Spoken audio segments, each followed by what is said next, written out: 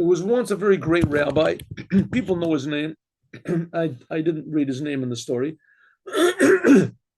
Very great, well-known rabbi. As far as I know, this was from the Litvisher rabbis, and he was a very great, very well-known man. And he had a daughter that was God-fearing, and she was attractive, and she was intelligent, and especially she came from such a family. So she was a real prize. Everybody would like to marry such a girl like this. And he went around to the different yeshivot, the different institutions of learning, looking for a suitable groom, a suitable match for his daughter. How did he do it? He went to the yeshiva, and he was a well-known person. As soon as he came there, as everybody stood up, and the leaders of the yeshiva were very happy to have him there. And he said, I'm passing around a paper or whatever, a paper, and this is a question. It's a question in the Talmud. And it's an intricate question, and anyone who can give me the answer, he can be a candidate for the hand of my daughter.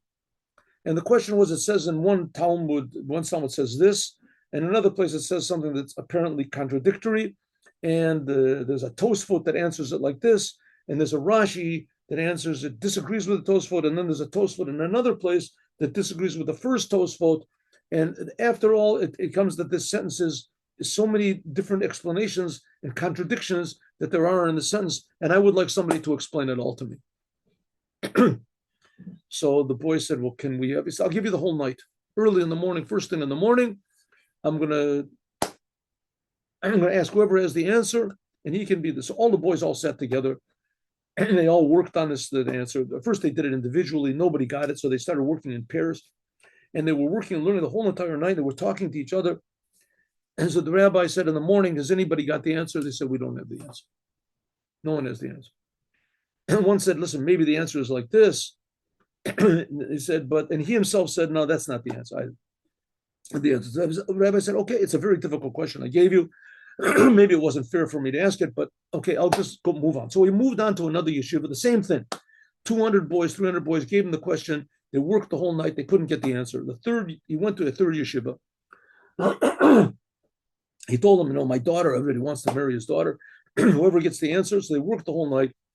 And in the morning, he said, does anybody have the answer? Don't feel bad if you don't. I've already been to 2 major yeshivot, and no one has had the answer. Do you have, I'm sure you'll find, fitting matches for yourself. Does anybody know the answer? So nobody knew the answer. So the rabbi said, okay, I'm going to move on to another yeshiva. So he went outside, got into his carriage, and he started to drive. And suddenly one of the boys ran after him. He says, Rabbi, stop. Rabbi, stop. He says, oh, this boy must have the answer. He stopped his carriage. He says, yes, you have the answer. He said, I don't have the answer, but I want to know, what is the answer? What is the answer? Give me the answer. He says, oh, you're the one I want to marry my daughter. And it was, you were really interested in to answer the question, what does the Torah really mean by these statements, seemingly contradictory statements? You wanted to get to the truth. Right? The others, they were disappointed. They didn't get my daughter. End of the story. That's it. They didn't get the story. But you said you didn't get the answer. You know you're not going to get my daughter, but you want to know what the answer to the question is. That's the one I want. You're interested in the truth. And this is a basic story for all of us. The Torah, the commandments are very wonderful, and God promises all these wonderful things if we get Torah and we get the commandments. But we see that a lot of tragedies have occurred to the Jewish people. So we didn't get the rabbi's daughter. We didn't get, all the promises that God promised in the Torah. We haven't got them, but we want to know what the truth is. Really, God, you promised all these things. So what does it really mean? What does the Torah really mean? What's the idea? Mashiach is supposed to come any second. What's going on? Why hasn't he come?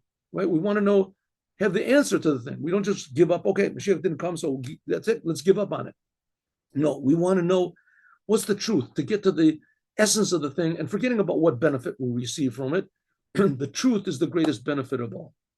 And if we're really interested in the truth, then, like we just finished learning, that God will open up the doors of truth, and we'll have Mashiach now. Have a good day. God, have a good Shabbos with Mashiach now, and we'll see each other, God willing. Oh, 1 second. I forgot to give charity. Never too late. Never too late. Here is charity box. Charity, it says it does away with death, and for sure it does away with things that are less than that, less tragic. and also Mashiach will bring the future redemption. Sion b'mishpat tapara v'shaveh b'tzedakah. That, and let's give charity. Here is the.